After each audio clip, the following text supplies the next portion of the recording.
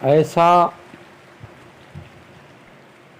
कौन व्यक्ति है जिसने जीवन भर पाप किया और अंत में भागवत कथा सुनी और उसका उद्धार हो गया? यह प्रश्न को सुन करके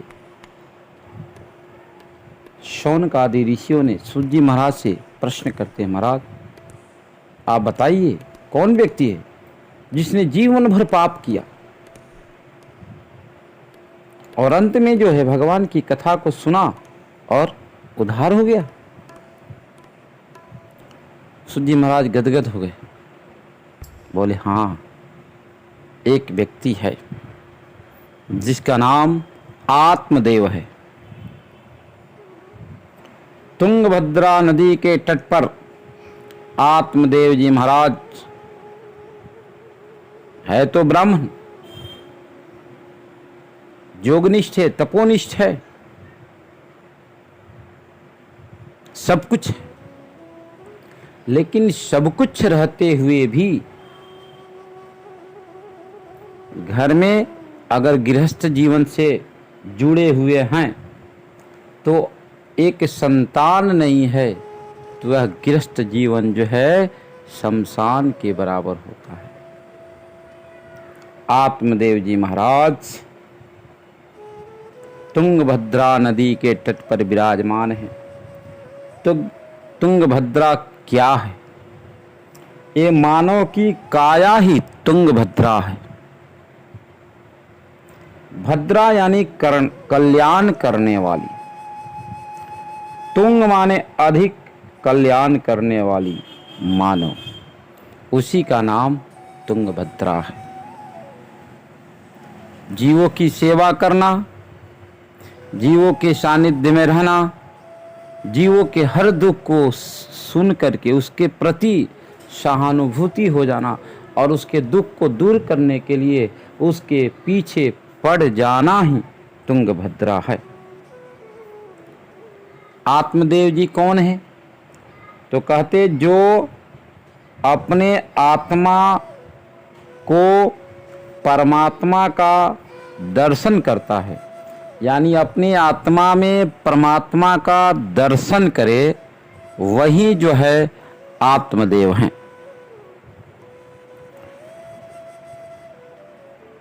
आत्मदेव जी की एक पत्नी है जिसका नाम धुंधली है।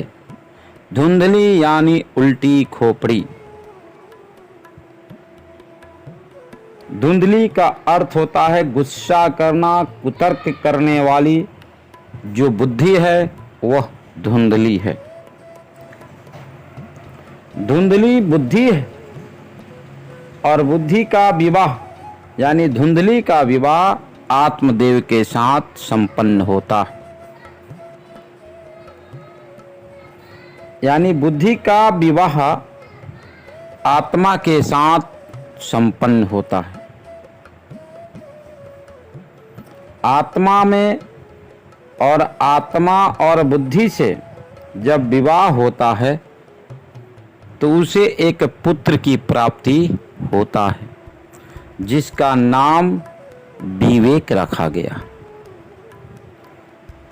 बिनु सत्संग विवेक न होई, बिन सत्संग विवेक न होई। बिना सत्संग के विवेक नहीं होता है। तो ये धुंधली जो है कभी भी सत्संग नहीं करती है, निरंतर गुस्सा और कुतर्क में लगी रहती है। धुंधली का मतलब होता है उल्टी खोपड़ी। उल्टी खोपड़ी जिसकी हो, पति जो कहे, पति के ठीक विपरीत काम करे, उसका नाम धुंधली है। प्यारे भाई बंधुओं, ध्यान दे, ऐसी पत्नी अगर घर में आ जाए तो वह घर जो है चल नहीं सकता। घर चलाने के लिए पत्नी को भी सात्विक विचार और पतिव्रता होना जरूरी है। धुंधली जो है, एक बार की बात, एक पंडित जी तीर्थ यात्रा गंगा सागर जाने की इच्छा मन में आई। भैया सब लोग जा रहे हैं, चलो हम भी चलते हैं।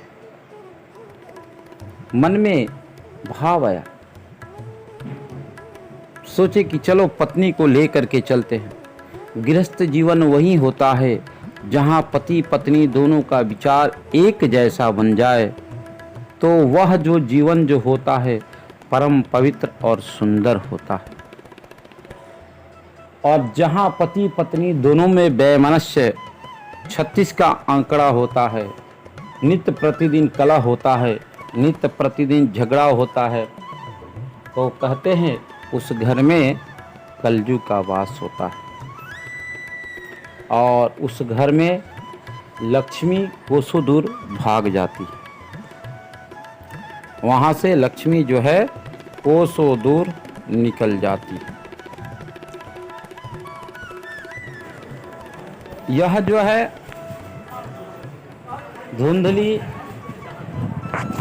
आत्मदेव जी और धुंधली जो है, जो उल्टी खोपड़ी जो है, तो पंडित जी के मन में विचार आया कि चलो मैं पत्नी से राय ले ले और पत्नी को भी लेकर के चला जाए। लेकिन थोड़ी देर के बाद याद आता, अरे पत्नी तो उल्टी खोपड़ी की है, बात मानेगी नहीं, समझेगी नहीं।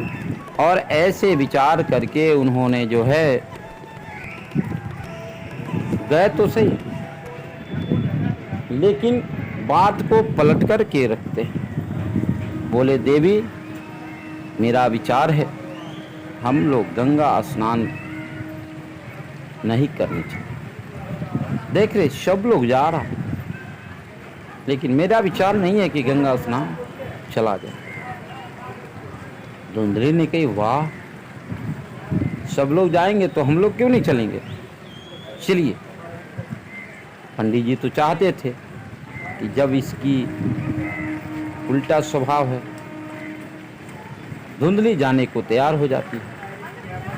और धुंधली जाने के जब तैयार हो जाती है तो बोले देखो देवी ज़्यादा कुछ मत बनाना, हल्के फुल्के में आप बना करके चलना। धुंधली ने सोची उल्टी खोपड़ी तो है, सब लोग इतने सुंदर सुंदर पकवान बना रहे हैं लेकर चलने के लिए, हम क्यों सस्ता में चलेंगे। उन्होंने बजाबते ठेकुआ बनाई, हलवा बनाई, पूड़ी बनाई, कचौड़ी बनाई, सब्जी बनाई और बना करके आप सब जो है एक जगह एकत्रित करती है और गंगा सागर चलने के लिए तैयार हो जाते हैं। अब जो है पंडित जी और वह पंडितानी यानी धुंधली चल पड़ी। गंगा सागर पहुंच गए तो वहाँ कहीं कहीं नदियों में सीकड़ लगा रहता है कि उससे अंदर न जाए, डूबने का खतरा बना रहता है। पंडित जी के मुख से निकल गया अनजाने में, देवी अंदर मत जाना, डूब जाओगी, मर जाओगी। लेकिन पंडितानी उल्टी खोपड़ी वाली मलकिनी, उसने न आव देखी न ताव, और बड़े चाव से कहती है सभी लोग स्नान करें, हम किनार पर करेंगे, चलो थोड़ा अंदर घुस कर के डुबकी लगाते हैं। जैसे अंदर गई और जैसे डुबकी लगाई, मारा धार, बह गई। अब बह गई तो सभी लोग जो है पंडित जी महाराज उल्टे रोते हुए चले जा रहे हैं, चिल्लाते जा रहे हैं। वह धुंधली को खोजते खोजते यानी गंगा का जिधर धार था उसके ठीक विपरीत जाने लगे। किसी ने देखा, पूछा बाबा कहाँ जा रहे हो रोते हुए, क्या समस्या हो गई है। पंडित जी महाराज रोते हुए कहते हैं क्या करे, मेरी पत्नी जो है गंगा जी में डूब गई, मर गई, मैं उसको खोजने के लिए जा रहा हूं। लोग वहां हंस पड़े, बोले महाराज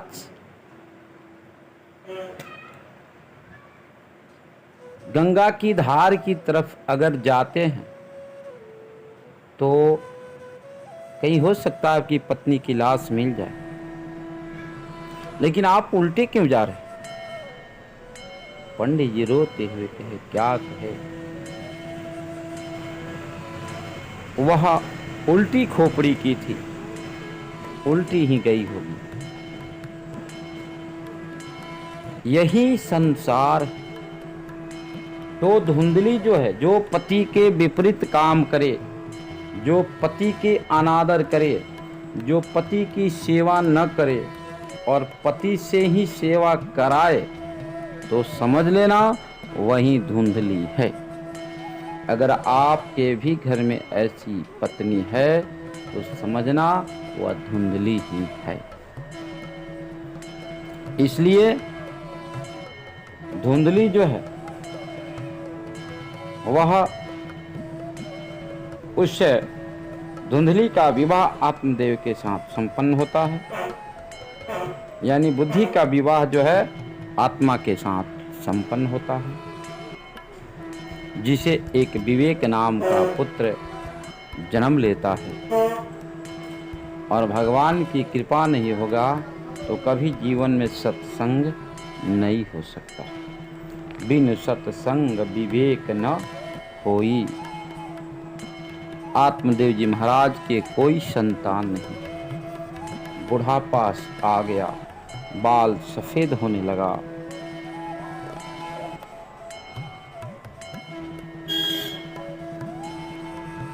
बड़ी गलानी, संतान नहीं है, वंश नहीं है, बड़ा दुख है। आत्मदेव जी महाराज को हुआ।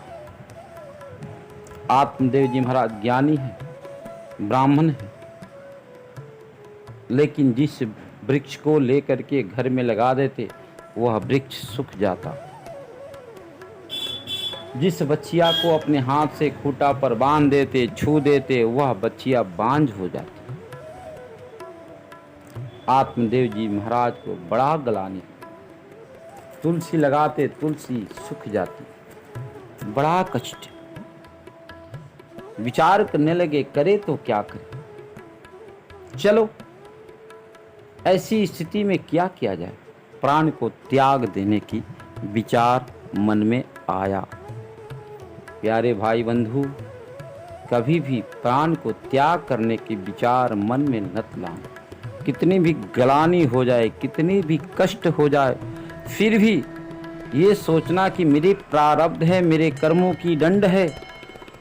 मरने की कभी मत सोचना, वरना उतने दिनों तक आप जो है प्रेत की जोनी में भटकेंगे, आपका कल्याण नहीं होगा।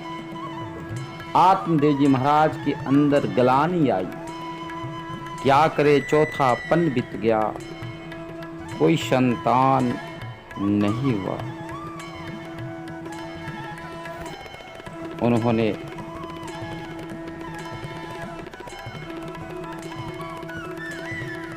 गलानी करके और घर द्वार को त्याग कर दिया।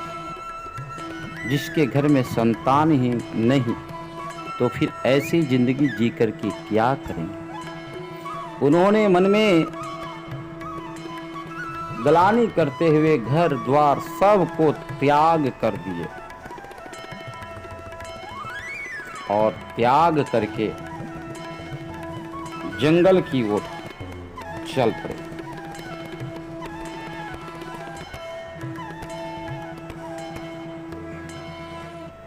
जंगल में जाते त्याग वैराग। अगर परमात्मा के प्रति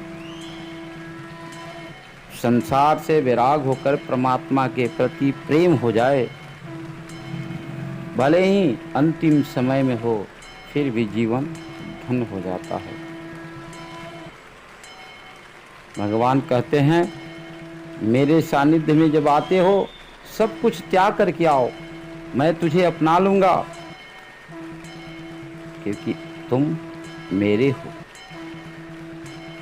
भगवान कहते हैं, एक बार तुम अगर ऐसी हौसला बुलंद करके तो कहो कि हे प्रभु, मैं आपका हूँ, आप हमारे हो। बस भगवान आपको स्वीकार कर लेते हैं। लेकिन एक बार भगवान को अपनाओ तो सही, अपना बनाओ तो सही। ऐसी भावना लेकर के जीवन में आगे बढ़ने की कोशिश करो तो सही। निर्मल माना जना सो मोहि पावा, मोहि कपट छल छिद्र न भावा। भगवान कहते हैं मेरे पास छल कपट करके मत आना, तुम जैसे हो वैसे आ जाओ।